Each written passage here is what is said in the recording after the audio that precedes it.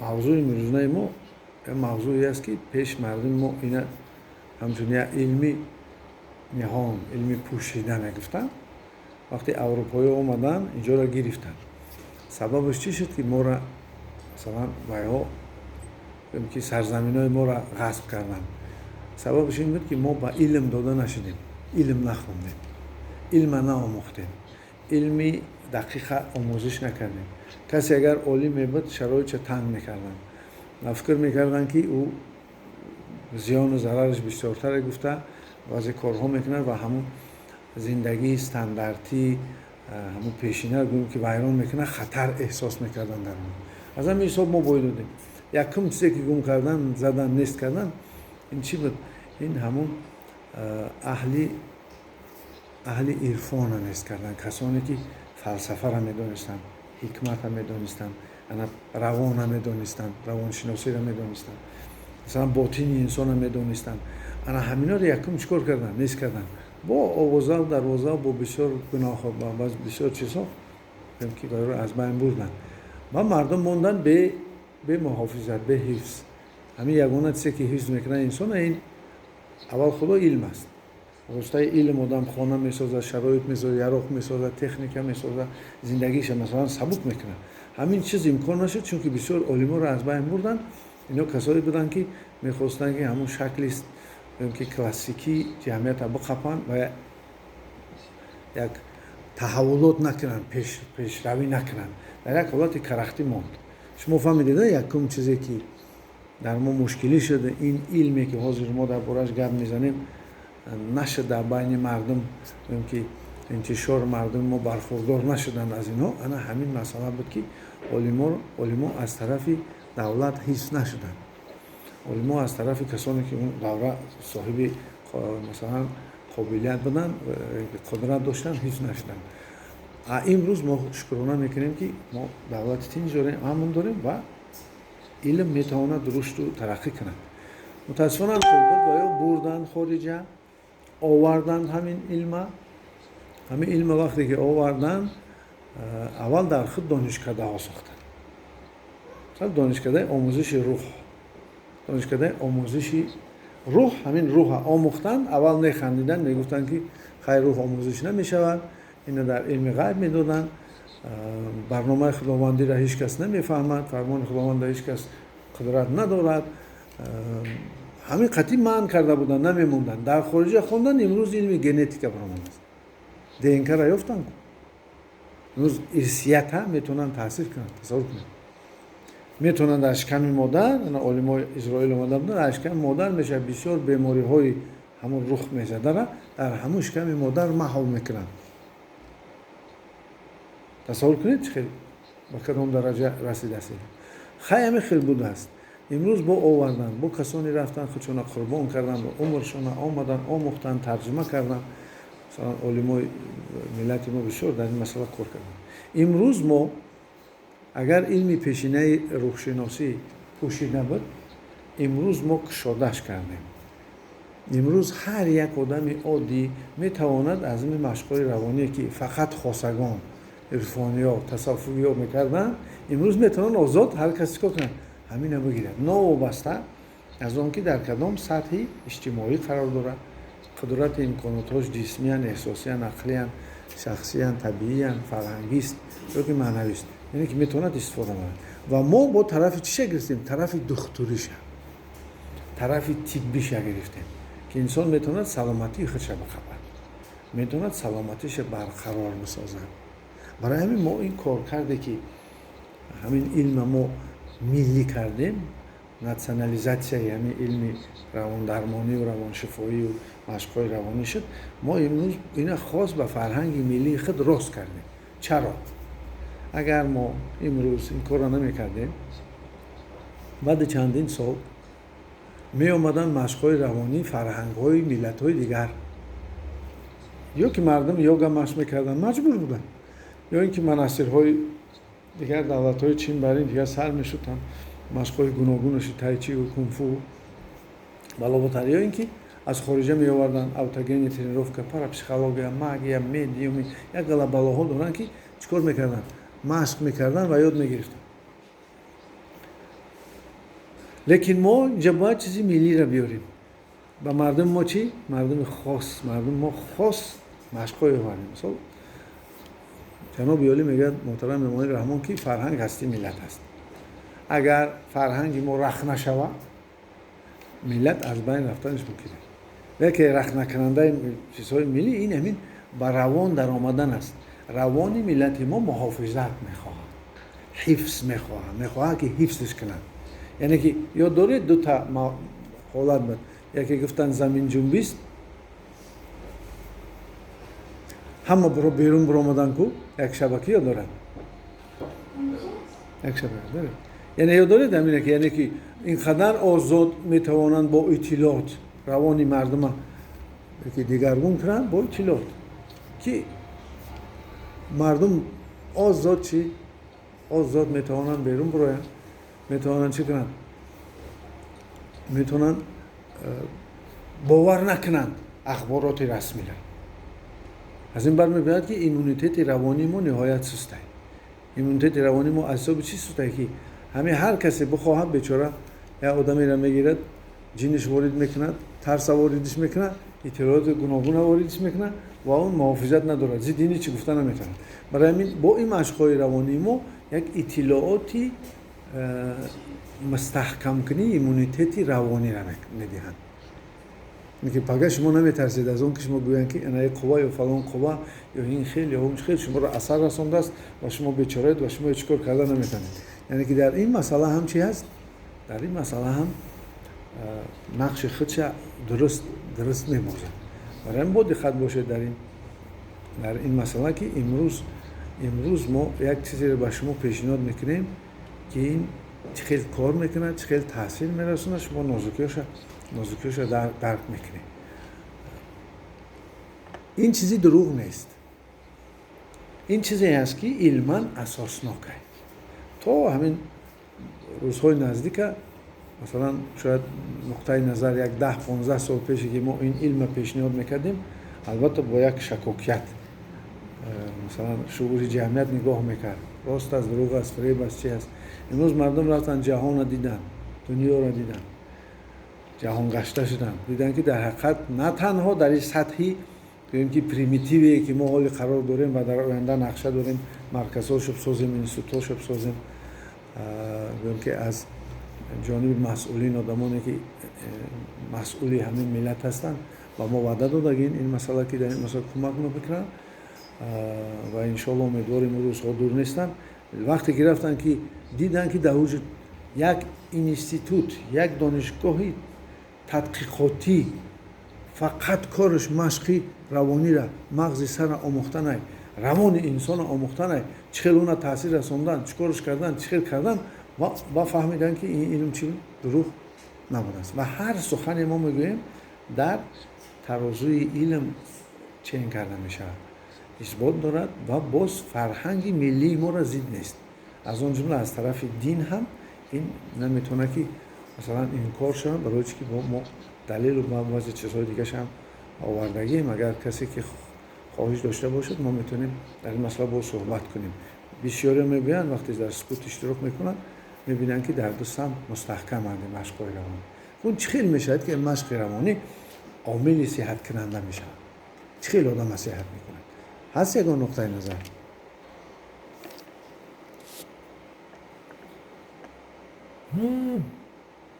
از یک نقطه نظر که شما گویید که مشق روانی خیلی بسیاریتون اشتراک کرده گیرم خیلی است. مثلا چه خیلی صحت میکنه. تصور کنید. نگاه کنید. یکی اثرات هایی که به روان انسان تاثیر میرسوند این سخن است. خیلی است. این ما میتونیم بگیم اطلاع. یعنی که انسان فرق دارد از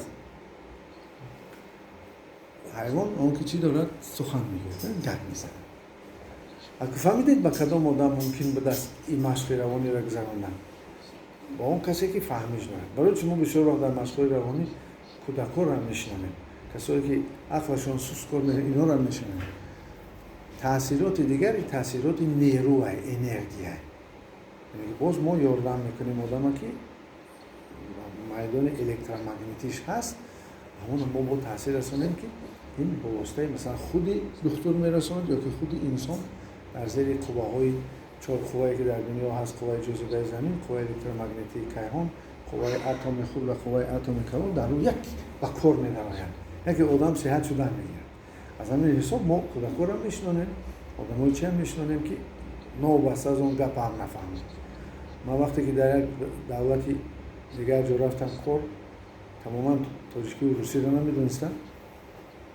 من درست گپ میزدم با روسی با تاجیکی بعضی وقت گپ میزدم و یا صحت میشدم. سببش چی بود؟ و یا انتظار صحتی بودن. اینا پلاتسیبو افکت میگن. انتظار صحتی میشه. دویم تاثیرات نوری بود، انرژی. یک فضای انرژتیکی ساز میشه، در اون باوری پیدا میشه. باوری که پیدا شد در آدم، داروها حاصل میشن. دارو حاصل شد آدم صحت شدن میشه. یک تصور چی بود است؟ سخنه. سخن در سر که در اومد صورت میشه.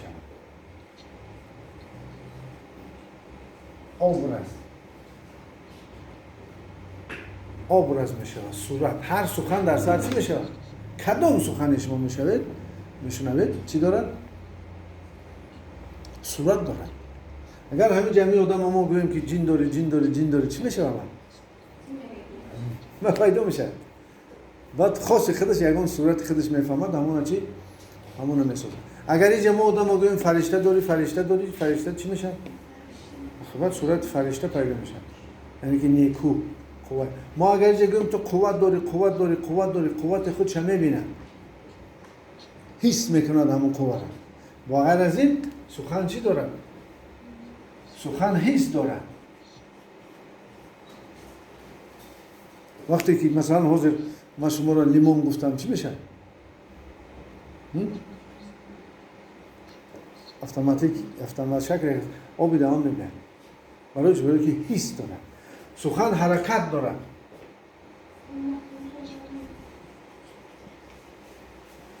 یک سخنی خوشرو بگن که من تو رو دوست میدارم، دلتون چخیل میشه؟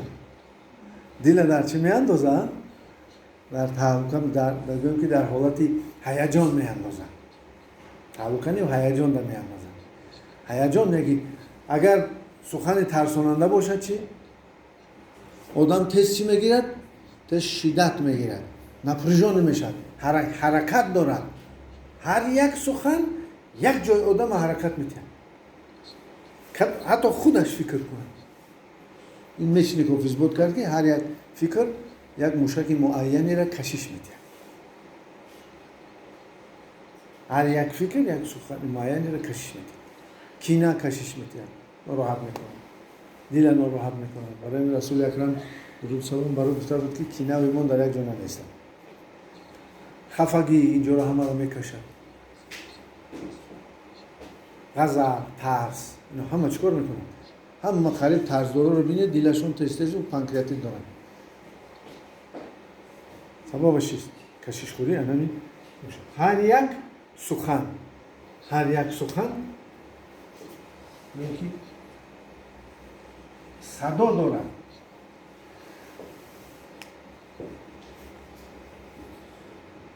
نگاه کنید. شما تصور کنید یک سخنی را میشنوید که معناش را نمیفهمید. لیکن از حساب چی میفهمید که این سخن ترساننده است. این سخن خطر دارد. یا این سخن با شما چی؟ منفیت دارد. ما از چیش میفهمیم؟ از صداش میفهمیم. از اون واسطه اصولی که همون سخن گفته میشود. مثلا شما را بنیمیسی جنگ هم کنن میترسیده؟ از آوازش نمیفهمید چی گفته است، لیکن تو با چی میبره؟ یک صداش تو چیکار میکنه؟ ناراحت میکنه. یعنی هر یک سخن احساس دارد. شما یکان بار دیدگید شاگرد یک زیردسته نصیحت میکنی، لیکن نصیحت با شدت میکنی. با جمع نصیحتش میکنی. میدونه که همین کار چیکارت میکنه و میفهمه گپوتا به فکرم نه یگون گپ تگوی یکی احساس تا میفهمه که چیکارش کردستی سیاست کردستی از همین لحاظ بدونه که اون آدم گپ شما را راستم بگوی قبول نمیکنه بگویش که این پگت میمیری اگر این کار قبول نمیکنه بگذار میگم من برم اگر احساسی باشه چیش قبول میکنم احساسی سخنات اگر تو سخنات بهترینم بزنی یکی با محبت بزنی اون محبت قبول میکنه سخنات چی قبول نمیکنه وابسته از اون که آدم در کدام حالت احساسی و عقلی قرار دارد سخن چی دارد سخن نحکت دارد یک بوی خوش خود شد نحکت میگن نحکت یک بوی خوش خود شد این هر کسی خود پیش میفتن که دروغ بوی دارد من یک حاضر من میفهمم مثلا سگ ایستادگی سگ گزنده لیکن همه را نمیگزه مخصوص آدم را میگزه برای چی؟ همونها میگذرن میترسن که از من را میگزه همین حالت چی پیدا میشه؟ گرمان پیدا میشه بوی همون گرمان را میفهمه سگ آها میفهمه که هم میترسه با میرم میگزه نیوکنه یعنی که این چی معنا دارد؟ این معنا دارد که هر یک سخنی که میگد باید شما حس میکنید که همین سخنها به گرمانن او گرمان شاید ما شما حس نکنید مثلا میگه که من تو را دوست میدارم تو میگه روح قدسی ها که تو من را دوست نداری برای چی؟ برای که تو حس میکنی که چی؟ دوستت نمیدارم برای چی؟ برای گرمان قطعی نیست دارو قطعی نیست دارویی که در بدن حاصل میشه مثلا دکتری در تصور کنید دکتری نرمالی نقص که با بوی اروما دیاگنوستیک میمونن و با بوی حتی توبت میکنن چرکف در میدونه که چی میمونن سویچه میمونن که یکی بلوچ شده میرن گل میمونن که وقتی گورستان باز گور میکنن برای بس یا که مسلمان ها پودینه میموندن که اطراف بعضی چیزا میموندن مثلا این با یک چیزی خاصی چیست مثلا که مردم با بوی بسیار دقت میکنن چون که میگن برای بهشتیان 500 ساله راه داد بوی بهشت چی؟ بوی بهشت میآید اگر دقت کنید همین دکتر در بر میشینه بیمارا بسیار وقت دکتری نه خیلی میبوید یعنی که زپخ همون بیمارا بوی همون بیمارا ما هیچ کردن نمونده کن مثلا گرده کسل باشه چی خدشه دارد بوی خاصی خدشه دارد گرده نمیبره که گرده مثلا فیلتر نمیکنه فیلتر که نکرد همه افلاسی های خون در پوست میبرویند با واسطه پوست میبرویند همین پوست دیده دیم گردش میگن یا آدم گردش کسل شده بود چیش نمیکردن خودشون گفتن که گردای کار موندن اون دورای خیلی پرد نبود برای خونه تازه کنن دورای استودنتی ما بود یک طبیب بود یک خونه را گرم کرد چای دادش که این چی دورای دیگه دادش فقط عرق میکرد زهری بدنش برآمد با گرداش بعد چند وقت کار نداره اومدن یعنی نمورد زهری مثلا یا که مثال آدمی که شکمش سخت باشد و هم زپخی چی خود چه دارد خود چه دارد مثلا شما در طبیعت دیدگی بوی بسیار چی دارد بسیار نقش مهمی می‌بازد مثلا بازار در بعضی آدما میرن گوشت تکه را نمیخورن برای که وای گرمان زیاد دارد و انگیزه میتید و نمیخورن یا که برای چی مثلا گوشت گوسفند نمیخورن گوشت گوسفند یگانه مال است که قربانیش میکنن که در وقت کشتن نمیترسن خونش ده گرمانی ادرنالین نمیبروید فهمیدید مثلا برای همین خونه میروانن زب همینه که همون ترس مثلا گاو بوز دیگر همه حیوانایی که برای زب هستن کشته میشن میترسن وقتی گرمان میبرون اما گرمان اگر در گوشت بیسته وقتی آدم مخرک و انگیزه میره گرمان برای همین دولینشون میخیزن برای همین بعضی مشکلشون میشه میگه که اوه فلان فلان در اصل اگوستان برای همین مالی برای قربانی است نه که خیلی فرهنگ ما ده هست این چیز همین حساب مثلا بدونه که ذبح بوی بسیار نقش مهمی داره وقتی که آدم گپ میزنه در گپی او راستی باشه گرمان ها حاصل میشن اون آدم حلاوت میگیرد گوش کننده حلاوت میگیرد کیفیت میبرد برای او راست میگه او اطلاعاتی راست میگه همین که این اطلاعات دروغ شد بسیار بچی میشه آدم سرازو میفهمه لیکن این خیلی نیست رنگی بوی مثلا عطر مثلا بوی گل و بوی دیگر چیزهایی که به مشام میزنه این یک بوی خاصی است که بسیار نازک و یک میفهمه دکترها مثلا بوی در دیاگنوستیکا مثلا قدیما که گپ زد سرازو بوی دهان حس میکنیم میفهمیم دندانهاش یکی میفهمیم معده‌اش چی هست کسله مثلا بوی چی از بینی برآمدن ممکنه بوی چی از گوش برآمدن ممکنه مثلا بوی خیلی بسیار مشکلات دیگری که مثلا بیماری ها این یا اون ذبح خودشون هم میمانند حتی بیماری قند میشن بیماری فشار بلندی را میشد خاصیت خودشون لیکن این بوی بد نیست اینا دیگران شاید حس نکنند اکثر لیکن دکتری نفس مثلا میدونه که سخن چی دارد سخن نکت دارد نکت خودش دارد تراوت خودش دارد سخن چی دارد با لذت دارد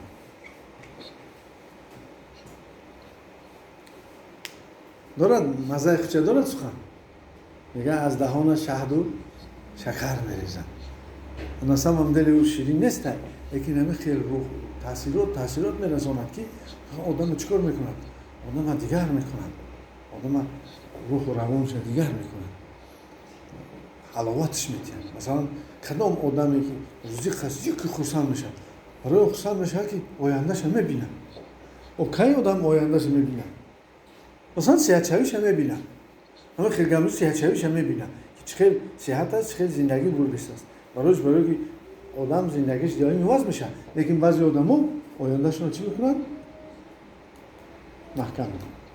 محکم که کردن آینده رو نمیبینن نه دائم چه خیلی پلان نیست نقشه نیست زندگی رو نمیبینی برای خفه شدی بعضی خفت کردن بعضی کیدت کردن بعضی کیمچی شد دیگه میگن تمام زندگی نه زندگی دوام داره حق تو نمیگیره یکم وقت اگر حق شما رو گرفته باشه میگیره وقت زمانش میبره اگر هیچ نگیری قیامت نمیگیری چه گم نیست برای قیامت هم کار کنه کم یکی شما بدونید همین چیزا که یک لحظت خودش داره سخن همین نه نیا کنید سخن چی داره سخن باوری داره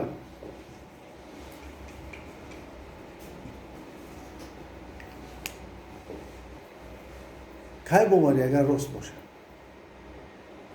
باشه باور میکنه آدم چون که همون این باوری ما ایمانی ما که یک جنینش آفتاب جنینش انا همین چی هست راستی اما شد اکنون بریم این طرف شما اگر سخن وطن دارد و سخن انستیتوت دارد و سخن گوینده دارد و عموما یک سخن یک گپ آدم چکار میکرد است چقدر قوت میبخشید است میشد است که همین سخن ما با آدم بگوییم همین داروهاش حاصل شوند و صحت شوند آیا آدم ها سخن کسل نمیشوند میگن نمیشود دنیای خیلی تمامه کسل تابد نمیشود دنیا هم خیلی میمونه تو زندگی هم خیلی میشه بعد خیال میکنم البته تمام میگه در اصل چی در اصل ممکن است که انسان یک دوره عذاب هم بکشه باز چیکار میکنه باز بر چشم میبیرد و اینکه راه درست خودش میبیرد دائما یکسان نماند گفته حافظه حال دوران غم مخور یعنی که این چیزی هست که آدم تاثیر میکنه چندین بیماری ها هستن که ای سخنن ای گپن آدم چی گپ میشنوه سر همو پر میکنه آسیا باش همو آرد همو سخناش میتیه خمیری همو سخناش میتیه تو اگر سخناش شنیده باشی که تو را ناامید میکنه ناامید میشه مثلا بگیریم دپرسه چیه رو هفتادگی میشینی فکر میکنی فکرات چی میشن بند میشن همه خطی بکسوت میکنن در یک جا تنبه میزنن همه خطی بعد احساساتی چی پیدا میشن احساسات رو هفتادگی و آینده تا نمیکنن میشه دپرسیا. آهسته آهسته دپرسیا که شد رو 70 شد. مناسبت با دوستاش میکنه. با دوستاش مناسبت میکنه. رفت آمد میبینن خبر میگیرن قدش مناسبت خوب نمیکنه. خیلی کدام دلسوزی داشته باشه آدم بسیار آدم‌ها باید چیکار میکنن؟ باید ترک میکنن. میبینن رو 70 و دلشون زیق میشه. اما وقت نمیتونن قطعی چون هستن دلسوزاشون که میشه. همه خیلی مناسبت چی برای زندگیش چی میشه؟ زندگیش ویران میشه. زندگیش ویران شد چی؟ کم بغل میشه. کم بغل شد چی؟ اکنون عذاب‌های دیگری اجتماعی میبینن. دیگه سویتای آوای برقای نونای شوکای رفتن ایناش هم چی میشن؟ مشکل میشه. و میشه پول چی؟ زندگی چی میشه؟ زندگی رو بول میده. بعد چی میشه؟ نوریزا میشه از این چی با من خیلی شدم. میتونستی فلان وقت بیای اشتراک کنی و 70 تا بزنی. میتونی. چرا نآمدی؟ ای خیلی نصیب نمیاد. انتخاب ایتباد. انتخاب. انا بعد این حالتی که خیلی رو 70 سختی ای عقل بگونه میشن این اوشه خلاص شویش خیلی چی است؟ خیلی قین است. این اینوالید میشه حتی خلاص شم میکنی چون کارهاش چی برقرار کرد چون 1 سال 2 سال تا 3 سال کار است که باید چیکار کنی برقرار بشه. یا که مثال یاد میگیریم آدم دویم گپای میشود که عصباش ویران میکنه. کی چی گفته است؟ فلانی خیلی گپ گفت. فلانی ایت ناراضی شد. این کارو کردن نکار. فلانی اخرات داد. فلانی در فلان جا فلان گپ گفتگی است. او آدرس برای تو بود. دیگه میبرن میرسونن گپا رو دیگه سخنچینه و گپا گپیار علاوه میزنن. علاوه زدن چی میشه سرت؟ سرت ویران میشه. سرت ویران شد چی میشه اول؟ یا گریه میکنی سبک میشی یا اینکه چی میگیری در دل کینه همین خاطی زندگی که من چقدر خستش بگیرم زندگی معناش دیگر میشه. نه بعد چیکار میکنی؟ دایم عصبی خیلی جوان باشه مایل همین آدم مثل سوش کم طرفتگی سر نزو دولین میشه درون سر دولین میشه بعد آهسته چی تنه دولین میشه فقط ناروزایی برای نتونست کینه‌ش گیره کینه‌ش برآوردن فقط تگی دلش همین یه علاج به اون که چیکارش کنه فقط جدت میکنه که بالاش زده است یا نه یکون بالاش زده باشه نه برات میشه بعد خودش در بالا میزنه برای که بدخواه تصور کن بعد آهسته چی میشه نشد دیگه گپ قطعی هیچی نتونست هوا در گپ میزنه که هم گپ برسه نه خواهی نخواهی لبای گپی که ما شما میزنیم میرسن و ادرسانتش و نشانش یکون وقت میرسن اوجا بود یک گپ دیگر رو میپیچن میبندن بروی میکنن پشت هوایی دهن به دهن سخن بعد میرسه با سری تو ویران میشه با 3 روز کسل میشه با تلی پیچ میکنی یکون گپا با چیکار میکنی با میپرد همه خط زندگیت میگذره منم خیلی یک پرسنت با توبات کردم ما توبهش که خیس 20 چند سال پس یک جایی بود اینم خیلی آوردنش توبهش کردم لیکن در یک ماه بود کسل میشه ما حیران شدم که برای چی یک ماه بود میگرن میشه درد نمیسر احساسی گفتم چی گپی باشه میفهمم با یک دشمنش تا حاضر گپ برای که گپیارک داشته این دو زنده میبیارن کرتهاشونه و میگن فلانی خیلی گفت کرتار یک طرف هم میمونه 3 روز کسل میشه و ما دارو درمان میکنیم با صحت میشه با یه پس با چی میشه؟ هم تو میگی گپ چی باشه؟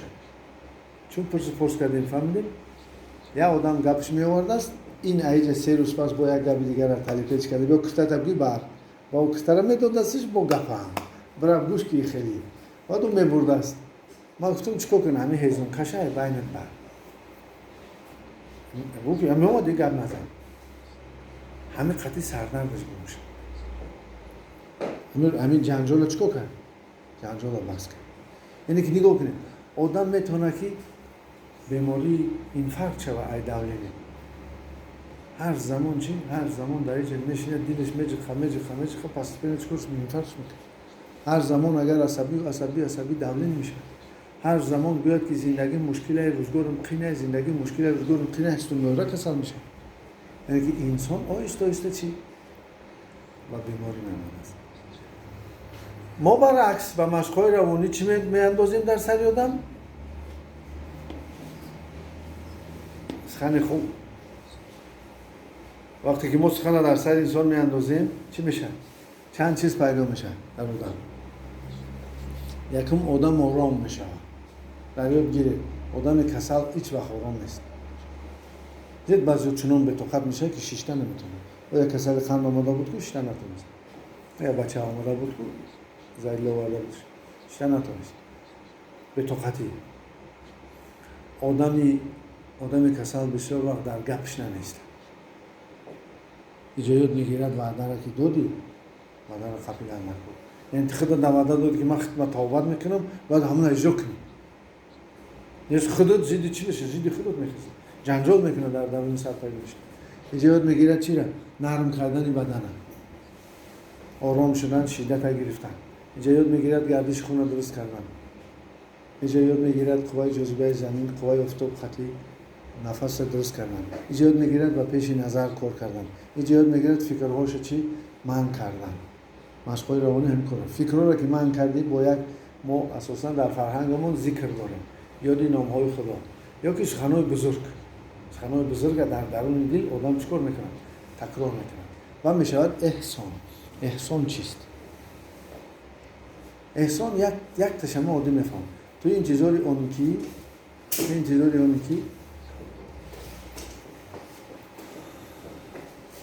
یگان گپ خوب من میشنوم. یگان کار خوب با من میشود. خیلی یگان باشدگیه ده؟ یک تاش فراسته. همیشه درد میکنی که یگان کار میشه. یعنی توبت کردی این چیزار میشه. کوبینم چخیل میشه. سازی باید خیلی مشیشتن خیلی. خیلی. هم خیلی باید. نگردی. خیلی نشد. تکرار کن. خیلی نشد. خیلی نشد نشد. شدستی. ششتی. توب خوری. سوی فرزت نمید. خوشو باشه. اما این هم یاد دادن نکن. چیزای معیلت شدن لیکن چیکار کردن نکن. نشان دادن نکن. همه چیز آدابی خدشه دارن. بعد آیسته چی میشه؟ آدم میشود آدم با معرفت. آدم تربیت گرفته. ما تربیت گرفته یکی از چیزایی که مشقای روان میشه ما خاصیت این است که ما خودمون رو چیکار میکنیم؟ تربیه میکنیم. دائم تربیه میکنیم. تربیه چیز قانون رو رعایت کردن. یعنی قانون در اطراف ما هستن که رعایت کردن. اگر اومدیم جزایی هست همین وقتی که مثلا از درباره تربیت گفتی واقعا اجرا میکنیم وقتی که اگر اصلا یادم قرآن باشه مثلا سلام و مثلا یک از آزربایجان یک از خطی گپ میزنی سال نگاه